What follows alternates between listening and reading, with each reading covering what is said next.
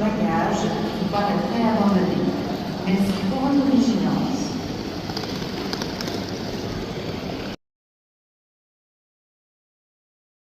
Oop, we've got a double-decker train. Oh, we're going to be upstairs. Let's hope so. It's a 5 and a bit hour trip. It's a little way.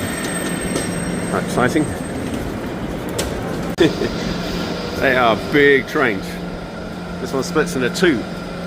I'll get the right one. It's going to take us all the way down to the Spanish border, or almost.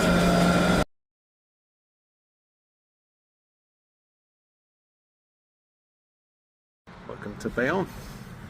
Starting to get lots of people with rucksacks. So who you speak to. Speak to the camera. That's the railway station now. That's the Mary Poppins view. Whoa, that's a long way down. Wasn't expecting that. I was expecting to see another rooftop. It's the old town that way, so we're going to explore that. Bought me an Opinel knife, but it got nicked at the Eurotunnel. I thought I could get away with it, so I've got to buy ourselves another one. This bread is banging.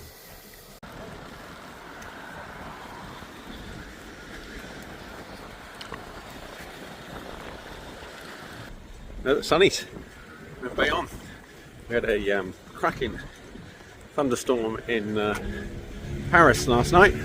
Lightning and thunder, not a huge amount of rain, but a bit of rain. And then tomorrow we go up to the St John Pier de Port, and then we've got a couple of nights there. The day we start walking, it's cloudy, and weather forecast at the moment is cloudy in the morning, and then a big thunderstorm coming in at lunchtime. So nice early start, and hope to get into the Alberge before the storm hits.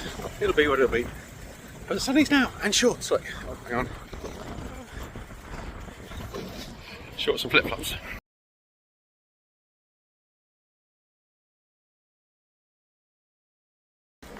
So this is Bayonne. Bayonne. It hasn't really got a medieval quarter, because the whole medieval town's all intact, and actually a lot of the streets and districts outside of the town too.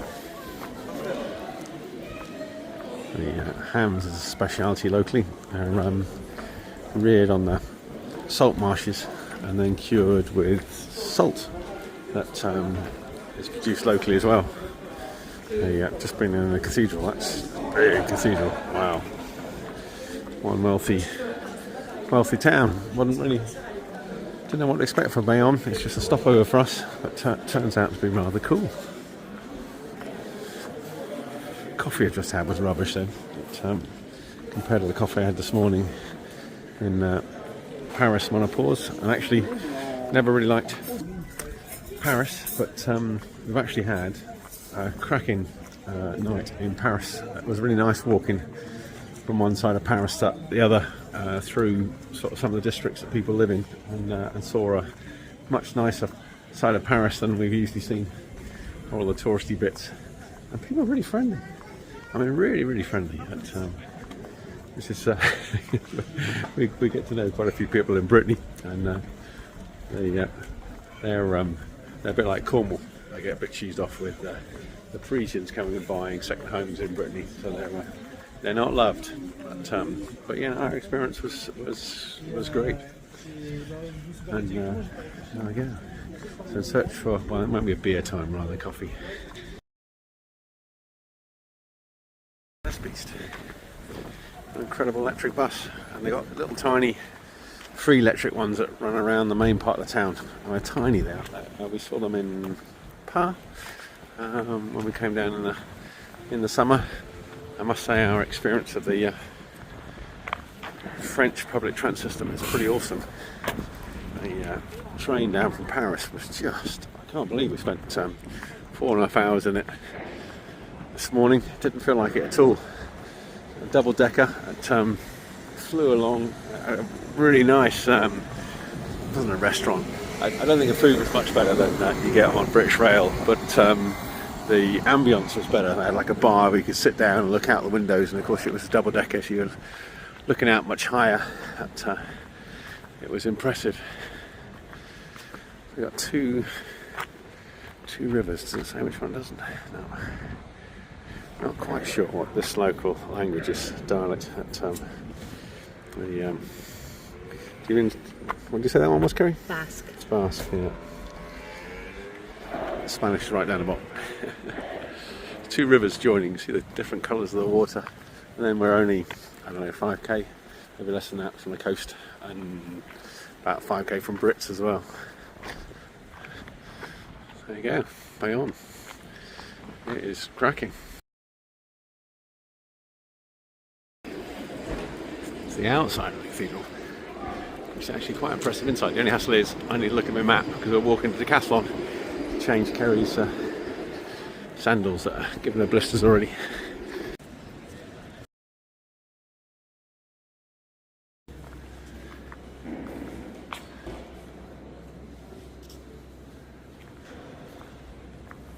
A bit similar to Exeter Cathedral, but even taller.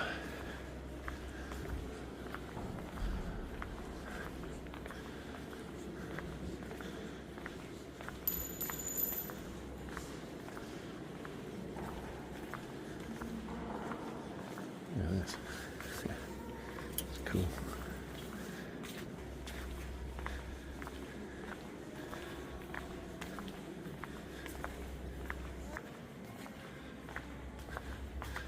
Need some wall to hang that painting.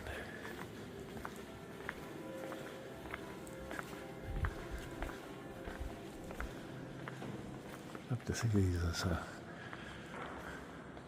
candelabra thing. Beautiful place. I can remember doing a school tour of Exeter Cathedral, and they got these walkways that the monks would have walked on.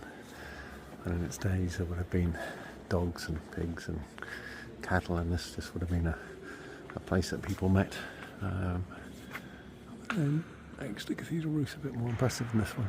You're looking up into heavens really, and the church clergy would look down upon the masses. Guess where we are. For those that know, they will know, and that for those that don't, it's Decathlon. Kerry's walking boots are fine, she's walked a lot in those, but she bought some sandals. There we go. And the sandals are rubbing, so she wants some flop flips. And there's some floppy thiffies. We're okay. Decathlon's good for everything. Right, she's looking in the wrong section, I better just give her a bell. With Decathlon, just when you think that you've seen them all, that was just the men's flip-flops. It's quite a pain. We're very safe. Kerry said it's risky coming in here. It's not, because actually we've got to carry everything. And so we back in London, we sent some stuff back already. We packed our bags or week 10 days before we went, and we're happy with that. And then of course, because we had some time, it was like, oh, we'll add this, we'll add that. So I added an extra t-shirt. Oh, I'll take a laptop. And then when you're walking across London, it's like, actually no. So we sent back a couple of kilos. I think we lost about a kilo each. And I've got a pair of trousers that I've brought. They're beach trousers I bought for the evenings. You see in the store. It's amazing, aren't they? If only we had something like this in England. Go outdoors is a poor substitute. Yeah, I might lose those beach trousers I've got, because I've actually got a pair of shorts I've got on at the moment, so when I need to go and wash my trousers, I can wear my shorts. Actually, I've got some running shorts as well, which I'm going to use for swimming, because I'm going to be doing some swimming. That's no big surprise for those of you that know me. I found something I need to buy. I'm going to buy a skateboard, and I'm just going to attach myself to the back of Kerry, and Kerry can pull me along Camino. Job sorted. There's a dilemma when I pack my stuff. I've got a super lightweight nice summer hat. I've chosen to take my oh gosh, what have I got? I've got a really fancy thing that Alice bought me. I forgot what it was from that. Tilly hat that Alice bought me, and she's worn out Kilimanjaro, and I've taken it on lots of quite heavy things, but and I've treated it with the Paramo Nicky Wax. So it's actually, I quite like it when it's got those drizzly days, you know, to pull your hood up and you can wear your hat, and it's a considerably heavier, probably, I don't know, 5 or 6 times the weight of that lightweight summer hat I had. Lets you know where you are. The Basque game. Sherry Steer. We've seen a lot of those in. Yeah, there we go. On the Spanish Pyrenean border, and this squash type thing as well. It's nice getting regional sports now, but I probably decided actually it's a really good idea. I ain't wearing one. It still is a lovely house, isn't it? Just interesting graffiti. Noticed in Portugal as well that get lots of graffiti, and definitely in the big cities more so than we notice at home, but maybe that's just because we're in rural Devon, which is really quite nice.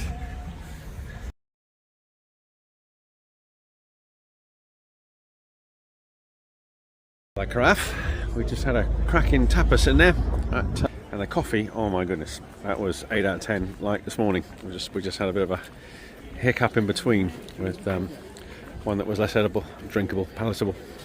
We were just looking at the trains at so it cost us 120 euros. 120 euros or pounds? 150 euros to get from Paris down to Boulogne.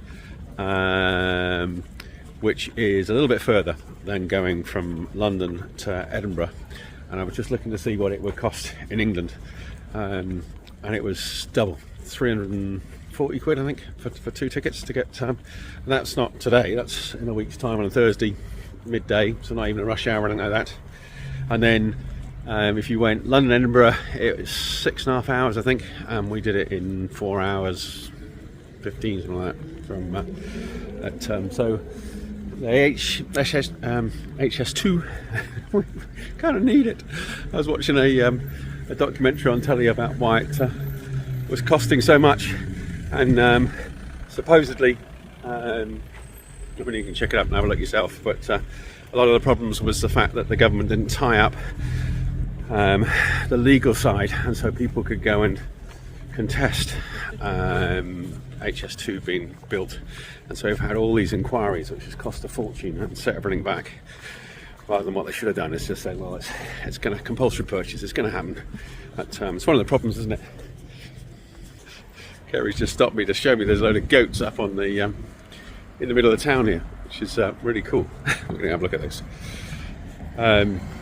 Yeah, it's one of the problems, isn't it, about having the first railways in the world, is that that then subsequent countries go and leapfrog us, and then of course we're a super populated little country, old England, compared to France, which has got lots of spaces.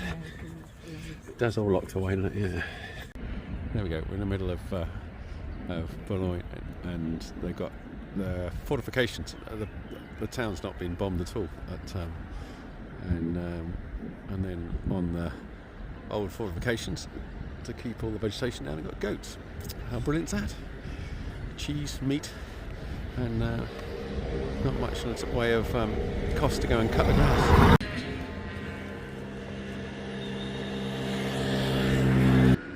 Yeah, so it's pick on British Railways just at the minute, because when we did end to end, trying to get our bikes up to, we started up in John O'Groats, was difficult, and so we had to ring up and book the Great Western Railway separate to booking a rail ticket from London up to, I can't remember where we went into now, but just off of John O'Groats. You couldn't actually make one telephone call in England and book the 2 rail tickets up, so to make 2 telephone calls.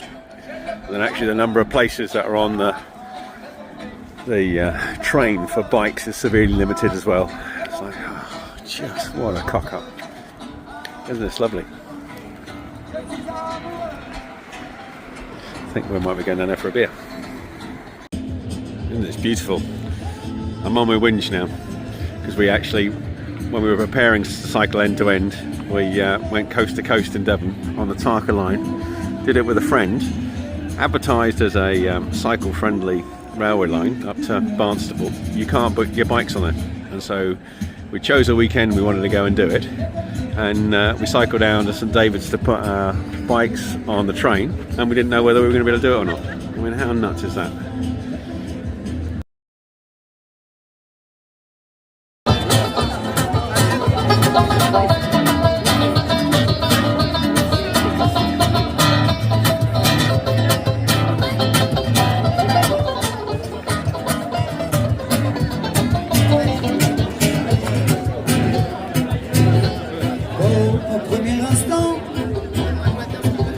Brittany has its own cola, which I really like, and it's you know, we got a Basque one as well. How cool is that? Coca-Cola, eat the best.